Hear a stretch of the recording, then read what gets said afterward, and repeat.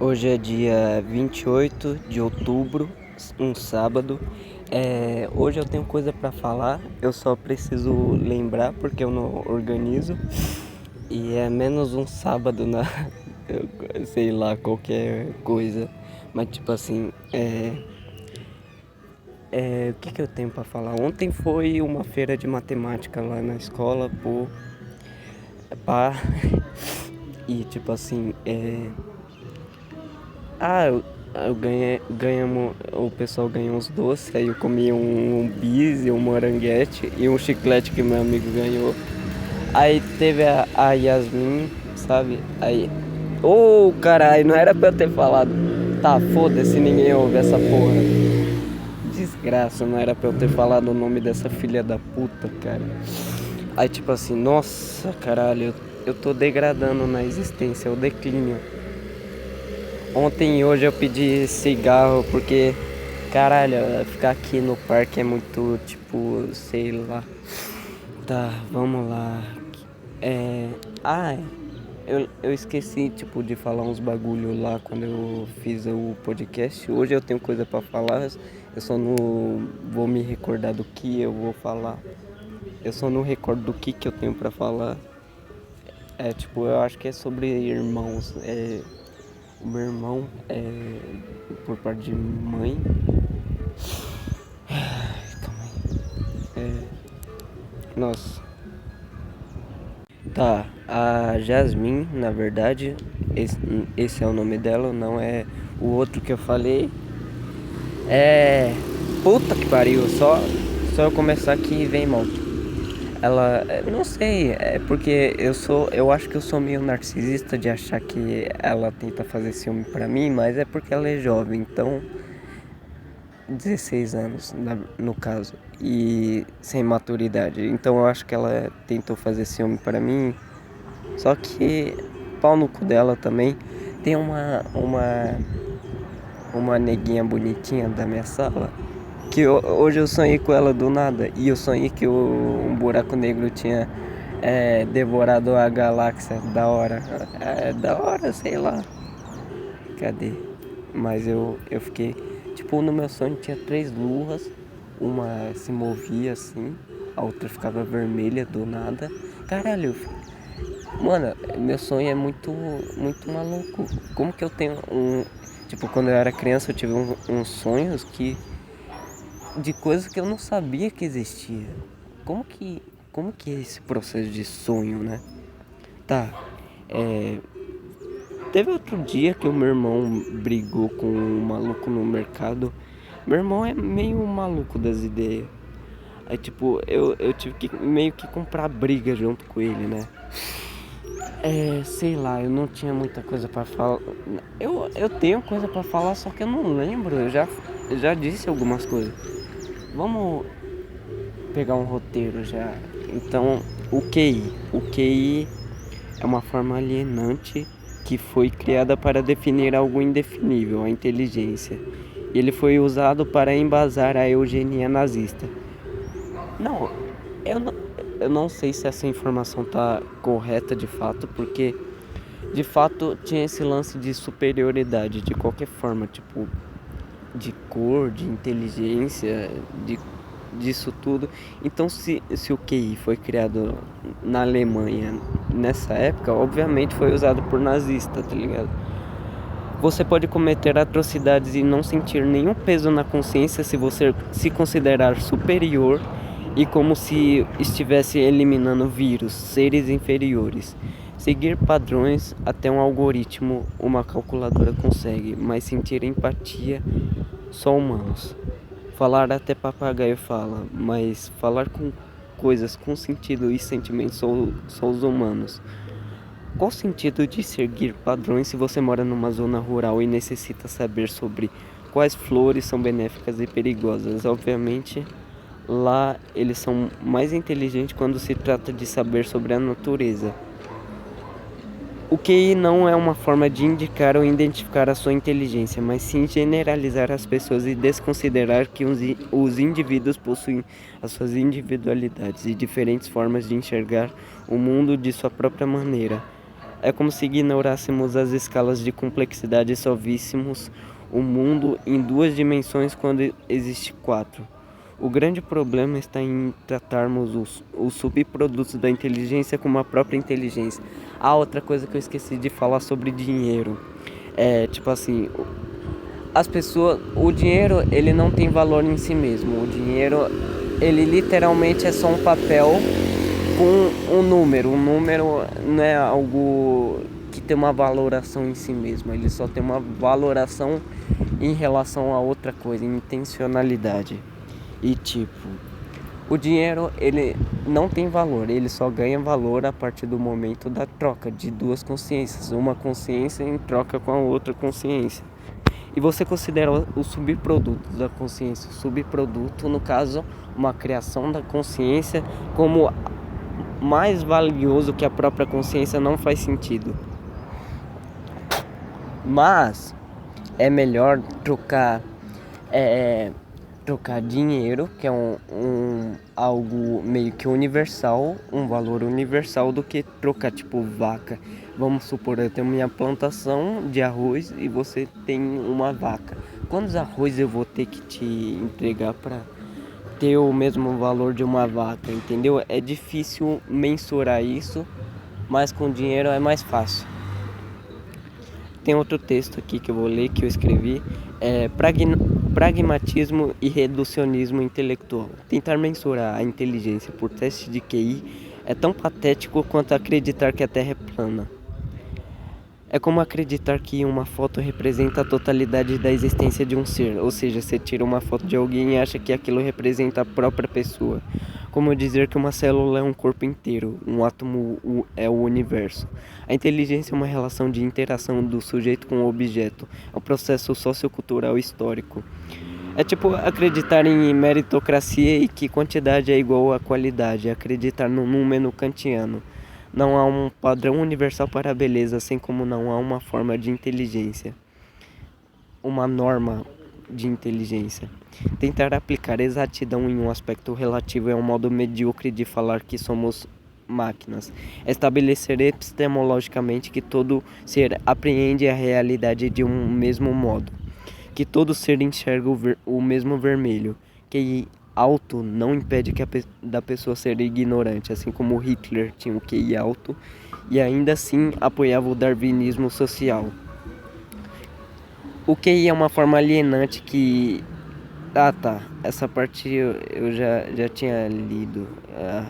Que merda.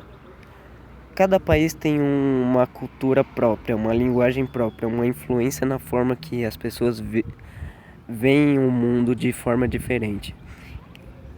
A forma que as pessoas vejam o mundo de forma diferente. Mesmo que a nossa percepção seja uma construção social, também é uma construção subjetiva, que o seu ser tem que receber da forma singular as mensagens semióticas.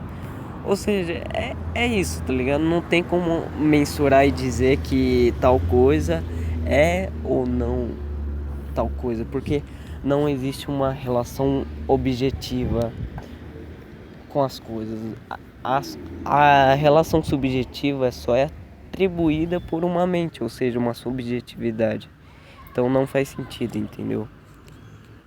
Tá, eu tava refletindo sobre a minha própria estranheza e como eu sou muito maluco, e eu parei de tomar meus remédios de doido, meus remédios antidepressivos.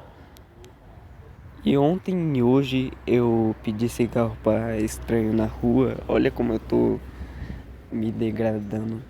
Caralho, porque, sei lá, eu acho que ficar no parque aqui é meio tedioso, então se eu puder contribuir para o dióxido de carbono aumentar na atmosfera e reduzir a longevidade da existência, então eu fiz o meu papel. Existência como desdobramento. Não, a vida como desdobramento da própria existência. Não existe nada que é meu ou seu, né? Tipo assim, pense em algo que é seu, sem ser o que as pessoas, ou o dinheiro, ou Deus te deu. O que é seu? A sua vida foi Deus que deu. o que você faz com a sua vida, eu acho que, tipo assim, a sua ação, você participa dela, você conclui certos, tipo assim, o labirinto e você decide as coisas, mas não é você que construiu o labirinto para você chegar em determinada conclusão. As conclusões já têm algo meio pré-estabelecido para você concluir elas, mas é você que conclui elas no caso, não é outra coisa. Tipo, se você não existir, a sua ação também não existe. Então, você de alguma forma você faz parte dela. Pior que eu sempre começo com essas porra de subjetividade, né? E agora que eu recuperei o como que se fala? Meu bloco de notas original, agora fica mais fácil ler os bagulho que eu tinha escrevido antigamente. Caraca, eu tinha algo pra dizer sobre ação, só que eu não consigo achar a porra do texto porque meu bloco de nota tem quase 3.000 notas e fica muito difícil encontrar os bagulho depois de escrever tanto, sabe? Mas o raciocínio era tipo, toda ação que você toma limita possíveis ações que você teria no futuro. Mas dá pra discordar agora dessa afirmação que eu tive antigamente.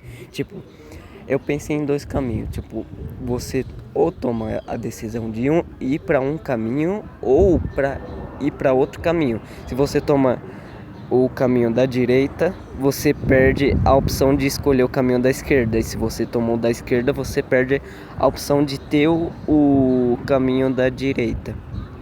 Ou seja, uma vai limitar a outra. Só que se você voltar e for pro outro caminho que você não tinha ido, você vai limitar a chance de experienciar coisas no outro caminho que você deixou de ir. Mas você vai poder, mesmo que com essa limitação, às vezes pode acontecer de caminhos bifurcarem e você ter novas decisões com base nessa limitação que você teve nas outras decisões. Então é meio complexo isso aí. Mas o ser humano é um ser cósmico que foi forjado pelo universo e se desenvolveu com a natureza. Mas tipo assim, a gente não é separado do universo, assim como ele não é separado da natureza. Tipo, sabe quando a pessoa fala, não, caiu uma pedra do espaço. Mas toda pedra que tá na Terra é do espaço, porque a Terra tá no espaço. Fomos criados para atribuir significado a tudo isso, a chamada de realidade, entre aspas, onde a interseção de todas as realidades, né, formam um espelho para o universo observar a si mesmo. Somos feitos da mesma matéria, com a essência da transformação que constrói e se destrói ao mesmo tempo. Que isso é impossível. Nós somos causa e efeito colidindo. O que vocês acham do som ambiente? É como se alguém ouvisse, né? Nós somos causa e... Tá. Nós usamos o nosso aparelho psicológico como meio fenomenológico e epistemológico. Aqui não me refiro à epistemologia como o conhecimento restrito à ciência objetiva, mas sim como a nossa consciência se relaciona com o nosso Criador. Criador no sentido panteísta do bagulho. Até as nossas concepções baseadas no senso comum faz parte da importância que esse todo tem. Somos a totalidade no nosso ponto de vista, e de fato somos, pois sem nós esse todo não pode existir, sem um observador que atribui um significado para ele. Eu chamo de epistemologia o contato do ser com a realidade, entre aspas, e os resultados disso, ou os desdobramentos no caso, né? Esse é o nosso agora, não fugimos dele, nem imaginando o futuro ou lembrando, entre aspas, do passado. Existe uma maneira do ego transcender, que é esquecendo-se da imanência ou integrando ambas, ou seja, transcendência e imanência, já que há um limiar no conhecer, limiar no sentido de limite. Os órgãos sensoriais nos permitem um contato subjetivo com o meio. Se você ir como um elétron se move para uma camada mais externa para uma mais interna. Caralho, eu sou muito burro lendo os negócios que eu mesmo escrevo.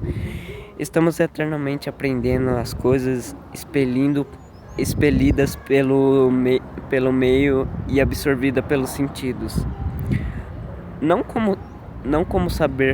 tem como saber como o outro enxerga as cores e de que maneira os órgãos sensoriais deles percebem esse contato. A transcendência está no outro e eu sou uma transcendência para a imanência do outro. Ou seja, o que é imanente? Aquilo que não transcende, aquilo que é simplesmente. E transcendência é aquilo que se torna outra coisa e que está além da minha imanência. A transcendência está no tá. Esse meio da minha percepção é algo singular, só eu vejo da forma que eu vejo e o outro fica alheio ao que eu percebo. A linguagem é um instrumento do pensamento, por onde ele se transporta e ganha forma, e ele conceitualiza e cria limites ao mesmo tempo que ele expande a nossa forma de entendimento de tudo isso. Caralho, boa. Pera aí. Vou ler outro texto meu sobre a felicidade. A felicidade é ao mesmo tempo única e a mesma para todos. Única, pois cada ser sente a felicidade cintilar no âmago de uma forma subjetiva que só ele pode experienciar com a sua qualia. Mas ele é também igual a todos, no sentido que um comportamento benéfico pode causar felicidade, fazer outras pessoas felizes, também nos faz feliz por causa dos neurônios e espelhos, que faz você sentir a mesma coisa que a outra pessoa. Para mim, a felicidade é ser autossuficiente emocionalmente e transbordar de si mesmo, cultivando o amor próprio, ser grato pelo que se tem, adquirir propósitos, podemos nos entorpecer com a arte, já que temos a arte para não morrer com a verdade, já diria Nietzsche, né? Na neurociência, a felicidade surge quando neurotransmissores como a dopamina, a serotonina e a endorfina são liberados na fenda sináptica. A vida é uma balança entre momentos tristes e felizes. O contraste entre eles se intensifica. E quando sentimos a ausência de um, enquanto sentimos demasiadamente o outro, a potência desse outro aumenta. A neofilia e o fetichismo de mercadoria não traz felicidade, pois quando possui um objeto desejado, você deixa de desejá-lo e passa a desejar outra coisa. Para Aristóteles, alcançar a verdadeira felicidade significa chegar em um estado de indiferença sobre tudo aquilo que nos rodeia. Para Epicuro, a felicidade está nas pequenas coisas. Para ser feliz é necessário controlar os nossos medos e desejos de maneira que o estado de prazer seja estável e equilibrado, com um consequente estado de tranquilidade e de ausência de perturbação. A ataraxia, né? E o outro é a apatia. Apatia e ataraxia. Apatia, no caso. Para ele, a felicidade é o prazer. Esse é o hedonismo epicurista. Mas esse prazer não é aquilo que todos almejam no sentido sexual, mas o prazer é ter a ausência de desprazer, a ausência da dor, a ataraxia, a imperturbabilidade, como diria Epicuro. A magnitude do prazer atinge seu limite na remoção de todo sofrimento. Seja simples, humilde e singelo, e evite situações que podem te deixar desconfortável de um nível prejudicial. A busca da felicidade não está no máximo que o mundo pode te oferecer, mas no que você se permite viver. Tem outra frase do Saramago que eu não lembro, que é tipo: o mundo tem mais para me mostrar do que eu sou capaz de perceber.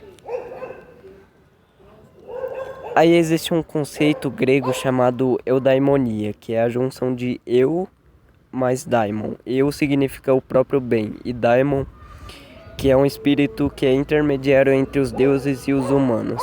O espírito que guia os humanos para o caminho dos deuses. A eudaimonia é a semis de um deus e um humano. Tem a dimensão divina que independe de nós, dado pelos deuses, mas também tem a dimensão humana, aquela que depende de nós, depende da nossa aceitação. Segundo Heráclito, o caráter é o daimon do homem, e Sócrates diz que isso é a parte do ser humano, está dentro do ser humano. Para Platão, a eudaimonia é agir de acordo com aquilo que você é. Ou seja, você é a alma, você deve obediência a essa alma, e essa alma vai te revelar a verdade. Para Aristóteles, a eudaimonia é toda ação e todo propósito que visa algum bem. Por isso foi dito acertadamente que o bem é aquilo que visa todas as coisas. Que o bem é aquilo que todas as coisas visam. O bem é a finalidade de todas as coisas. É aquele lance de teleologia, né? Você pode ir de finalidade a finalidade. Na última finalidade você vai chegar à felicidade.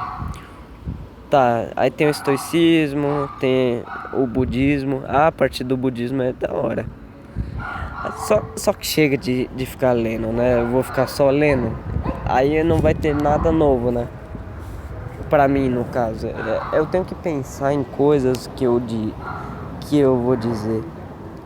Tipo, sei lá, mano. Eu sou uma pessoa muito sem conteúdo. Puta que pariu, eu não consigo nem gravar 20 minutos sem precisar ler.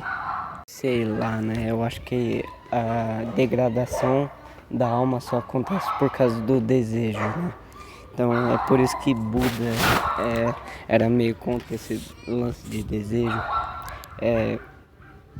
Eu tava refletindo sobre ser esquisito e falar sozinho, porque eu sou muito assim. Eu gosto de ser sozinho, então por mais que eu esteja com outra pessoa, fica algo estranho estar com outra pessoa, porque eu acabo perdendo tipo assim, eu não tenho controle sobre a outra pessoa, então fica meio chato. Só que eu não tenho nem controle sobre mim, quem dirá sobre outra pessoa. E eu acho que ter controle sobre outra pessoa estragaria todas as relações, porque imagina, poder manipular todo mundo, a mente de todo mundo, você nunca ia sentir uma relação verdadeira. Então ia ficar meio triste, na verdade. Caraca, só vai dar 23 minutos esse podcast, porque eu não tô. Cara, eu achei que eu ia ter muita coisa pra falar, mas não acabei não falando nada. Pra que ficar falando sobre Buda, Epiteto, Aristóteles, Diógenes, Nietzsche, Viktor Frankl, sei lá. Tenho que assistir a lista de Schindler. Ah, é mesmo, lembrei de um assunto muito bom. Comecei a ler o mangá de Evangelion. Eu já assisti 3 vezes Evangelion, assisti a quadrilogia 2 vezes e o filme The End of Evangelion 3 vezes também. E eu tô lendo o mangá, eu estudei Evangelion, tô anotando as partes importantes. Eu vou ver o anime legendado dessa vez. E vou ver o filme também. É muito bom, aquele filme é muito bom mesmo. Tipo, tem aquela parte que o Shinji sufoca a Asuka. Asuka. É da hora, né? Falar assim, Asuka. E ele fica puto, é uma relação, sei lá, simbólica, bem simbólica, porque a primeira vez é na imaginação do Shinji e na outra vez acontece depois do procedimento de instrumentalização humana, onde todos viraram um suco Fanta, né? E o campo AT de todo mundo foi desintegrado e as conexões, tipo assim, tem a repulsão elétrica.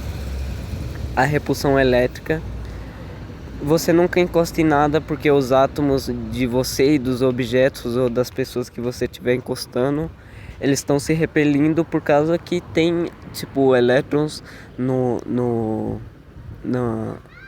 negócio, nos objetos, e os elétrons do seu corpo tá repelindo o elétron do objeto porque tem, de certa forma, a energia ou positiva ou negativa é igual. Então, o momento que os campos ATs do ego foi desintegrado, todo mundo se integrou. Todo mundo fez tipo uma espécie de fusão nuclear. E o interessante do mangá é porque eu consigo reparar muito mais os detalhes e imaginar as cenas em vez de ver elas se formando e não ter uma atividade cognitiva em relação àquela obra. E eu presto muita mais atenção nos diálogos e nos sentimentos dos personagens, principalmente do Shinji, que no momento eu li, eu acho que umas 300 e poucas páginas do negócio, e tá naquele momento em que o Shinji, ele não quer, ele quer voltar a morar, quer sair dessa vida, porque tipo, não é uma escolha dele, foi uma coerção do pai dele, e da Nerve, da Misato, da Ritsuko. E tipo, o fato da Rei da Rei ficar bem machucada tentando pilotar o Eva, eu acho que é o Eva o Eva Unidade 01, que ela pode pilotar, tipo assim, tem a questão de você só poder pilotar o Eva se o Eva tiver algo da sua mãe. Só que a Rei, ela é parte das células de Lilith com a alma da Yui, né? E o Evangelion é a Yui, ou seja, ela quando ela pilota o Eva, Unidade 01, ela é praticamente a mãe dela. Então tá muito essa questão do Shinji, ele ter uma decisão própria de não querer pilotar, né? Que eu acho que é uma decisão muito importante para o caráter do Shinji e da personalidade dele ser desenvolvida, porque qualquer pessoa que vivesse na pele do Shinji não ia querer pilotar um negócio tipo, tá, você tem que salvar a humanidade, mas foda-se a humanidade só te fez. Qual que é os exemplos que o Shinji tem? O Shinji tem a Yui. Quando ele tinha o quê? Uns 5 anos, a mãe dele morreu e foi dissolvida no LCL, sei lá, e virou a Eva, e virou a Unidade 01. O pai dele abandonou ele depois que a Yui faleceu, né? Não sei se pode se dizer que ela faleceu, que ela ainda continua existindo de alguma forma. E no mangá é muito bonito quando o Shinji, ele meio que ele perde o controle, entra no Dummy Plug, ele entra no Dummy Plug para lutar pela primeira vez, ele perde a consciência e ele acha que ele morreu e ele entra numa relação meio fenomenológica nesse sentido de desapego e falar tipo assim, eu achei que a morte seria algo muito aterrorizante, mas no fim é só isso. Aí aparece a mãe dele, ele fala que é quente o negócio, porque sei lá, eu acho que é porque Evangelion tem muito essa relação como é que se fala? Essa relação de embriologia. é muita metáfora de embriologia. Por que os anjos, eles querem encontrar a Lilith? Eles sempre aparecem perto da Nerve. É porque eles são como espermatozoides querendo se ir até o óvulo, até a Lilith, no caso, né? E causar o segundo impacto, que, que seria o nascimento de um ser, que é a fusão de todos os outros seres, sem o campo AT.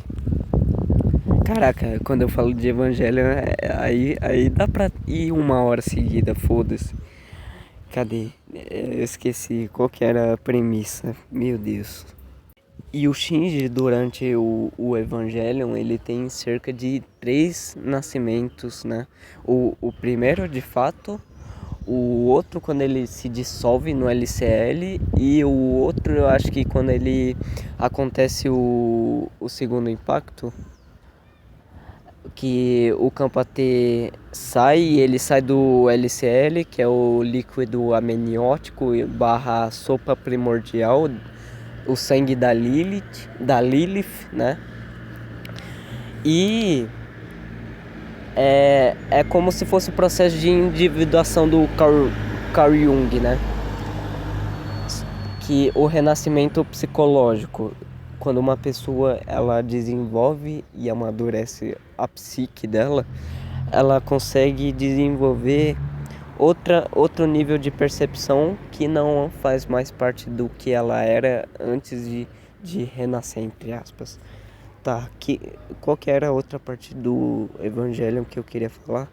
Da questão de pilotar o Eva, tipo, as suas decisões. Inclusive, esse lance de uma ação limita a outra, que eu digo, tipo, se você toma um caminho, você perdeu a chance de escolher o outro caminho, e se você escolhe o outro caminho, você perdeu a chance de escolher outro caminho. Veio muito do episódio 25 e 26 do Evangelion, da parte que fala sobre liberdade e perde o espaço, e o Shinji fica, tipo, só aquela metanarrativa onde ele tá só os esboços, e ele tem total liberdade, mas não tem um chão.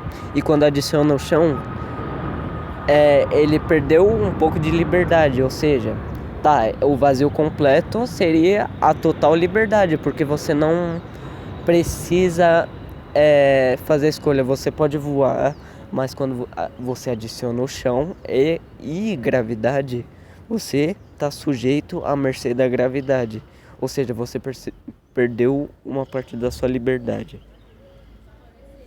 E é muito legal esse lance da humanidade em Evangelion ser filhos e descendentes de Lilith. Lilith seria a mãe do mal, né? Porque ela rejeitou Adão na mitologia hebraica da Torá, do primeiro. Sei lá, era um negócio de mitologia. É porque eu não li nem a Bíblia, nem a Torá. Só que tem um bagulho da Lilith, de um mito, que a Lilith é a mãe do mal, que ela criou os demônios, um bagulho assim. E a humanidade é descendente de Lilith, ou seja, a gente é herdeiro do caos, a gente tem um ancestral que é a Lilith, que é parte do mal. E o ser humano é meio que inerentemente mal na visão do Hobbes, né? Não que ele seja, o ser humano não nasce nem bom nem mal, ele nasce neutro. Depois ele vai aprendendo a formas de se comportar no mundo e na realidade material. Caralho, eu não consigo ficar, tipo, lendo muito tempo, tipo, o livro do Júlio Verne, que eu comecei a ler já faz mais de 6 dias e eu não consigo terminar. E ele só tem 200 e poucas páginas, 260 páginas, algo em torno disso. E tipo, é um livro grandinho, mas não tanto. Tipo, daria pra eu já ter terminado se eu tivesse o costume de ler bastante, mas eu tenho preguiça pra caralho de ler. Inclusive o mangá de Evangelho. Se fosse pra ver o anime legendado, seria mais fácil. Inclusive ver filme legendado, tipo o filme que eu assisti, Hiroshima Mon Amour, Mon Amour, em franco-japonês, né? Francês e japonês, Glaciano. É mais fácil Caralho, eu tô perdendo. É mais fácil de terminar um negócio do que se for um livro. Porque um livro tem muito mais coisa, muito mais informação do que um negócio. Inclusive, eu tentei ver o filme do A Viagem ao Centro da Terra, que eu tô lendo o livro, e eu achei interessante ver as partes do filme. E realmente, aquilo que falam que o livro é melhor que o filme, é verdade, porque eu achei um filme uma bosta, eu não consegui nem ver mais de 10 minutos. Eu achei um lixo, uma bosta. Não tem nada a ver com o livro. Não, é melhor ler o livro do que assistir o filme. Se tem uma obra adaptada de um livro, o livro tem a probabilidade muito grande do livro ser muito melhor do que a obra conceitualizada por um cineasta merda, sei lá, que se foda. É melhor ler o livro. Literatura talvez seja melhor que cinema em alguns aspectos de imaginação. E esse, eu lembrei de algo para falar, da minha tese lá sobre extensão de ego, extensão da personalidade e de pessoas que se confundem com as suas ideologias e que elas não têm a autonomia, né? Elas são tipo eco e outras pessoas são narcisos que propagam esse eco. Tá. O lance é o seguinte, tipo, tem um carro, a criação de um carro. Se eu compro o carro e eu entendo que o objeto carro é meu na realidade material, não tem algo dizendo verdadeiramente que o carro é minha propriedade, mas eu assumo essa relação intencional de objeto e sujeito, onde o sujeito se relaciona com o objeto e o objeto faz parte do sujeito. Então, se alguém riscar o carro, vai ser como se estivesse riscando parte da minha pele, um bagulho assim, porque a pessoa estendeu o ego e a personalidade dela ao carro. Se a pessoa tem um carro muito caro, ela vai achar que o carro que ela tem faz parte da personalidade dela. A pessoa que vai na igreja, ela acha que a personalidade dela é a igreja. Ela tá sendo um eco, onde um narciso, algo que, tipo, inicia algo. Tipo, o narciso vai lá e fala algo e essas pessoas, essa massa de manobra, a massa em geral, né, amplifica o que o narciso diz sem refletir sobre o lance da banalidade do mal da Hannah Arendt, que só condiz com a relação, mas não reflete sobre a relação que ela tá sendo condizente. Caralho, tá bom. Será que dá 1 hora esse podcast? No começo eu falei sobre felicidade, sobre... O que eu falei? Sobre estranhice. E o que eu falei mais sobre Evangelion? Antes disso, a feira de matemática e a Jasmine. Eu sou só mais um filho do mundo, a solidão propagada em si mesma, no próprio vácuo de angústia. Não tem salvação. A salvação é a própria morte, porque todos os problemas são criados pela vida, para a vida e em prol da nutrição de algo. O estômago e o cérebro se alimentam de caloria, glicose, sódio, e enquanto a mente se alimenta de símbolos, literatura, sonhos e vidas. Você pode até pensar que, tipo, não existe imaterialidade na consciência, na mente, porque tem a distinção. Cérebro é a parte física e mente é a parte imaterial do cérebro. Tipo, quando você imagina algo, pode ser que esteja neurônios se conectando para tal finalidade, mas você não sabe ao certo por que determinadas conexões formam tal imagem mental e porque dentro da sua mente você pode cantar. Quando você puder transfigurar da sua mente para a realidade material, isso provaria que a, não existe mente e só o cérebro e só a materialidade existe. Mas tem aquele experimento do quarto de Mary, tipo, a Mary nunca viu nenhuma cor porque ela vive num quarto preto e branco. Ela é uma neurofisiologista, ela sabe tudo sobre a cor, sobre o comprimento de onda, sobre a parte física quântica de quando um elétron vai de a camada externa para uma mais interna. Isso gera um sinal que é o fóton, e tal comprimento de onda faz tal coisa na sua fisiologia, vai para o seu fotorreceptor, o seu córtex visual interpreta, a sua retina traduz, faz a transdução e transforma o estímulo luminoso em estímulo elétrico. Ela sabe de tudo isso e mais. Ela sabe tudo sobre o vermelho, mas ela nunca viu o vermelho. O que ela vai fazer em relação a isso? Tipo, quando ela vê o vermelho, ela vai ter a finalidade de algo